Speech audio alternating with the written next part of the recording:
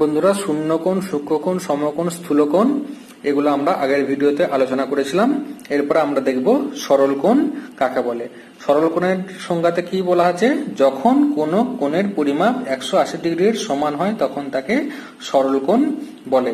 দেখো বন্ধুরা, প্রত্যেকটা কোণ যদি আমরা সিরিয়াল অনুযায়ী মনে রাখি এবং পড়ি, বুঝতে এবং মনে রাখতে খুব সুবিধা হবে। 0 ডিগ্রির সমান হলে শূন্যকোণ, সূক্ষ্মকোণ কি হচ্ছে 0 থেকে বেশি হচ্ছে, 90 এর থেকে কম হচ্ছে। সমকোণ কি হচ্ছে 90 ডিগ্রির সমান হচ্ছে। স্থূলকোণে কি হচ্ছে 90 এর থেকে বেশি হচ্ছে, 180 ডিগ্রির সমান হচ্ছে। আর সরল কোণে কি হচ্ছে ঠিক 180 ডিগ্রির সমান হয়ে যাচ্ছে। অর্থাৎ পরপর 90 এর গুণিতক হিসেবে পরপর আমরা যদি মনে রাখি আমরা কিন্তু খুব সহজেই বুঝতে পারবো। তো সরল কোণের সংজ্ঞাটা কি, চিত্রটা কিরকম হবে? ঠিক সরল লেখার মতো চিত্র হবে। এদের এই ওপি আর ওকিউ এই দুটোর মধ্যবর্তী 180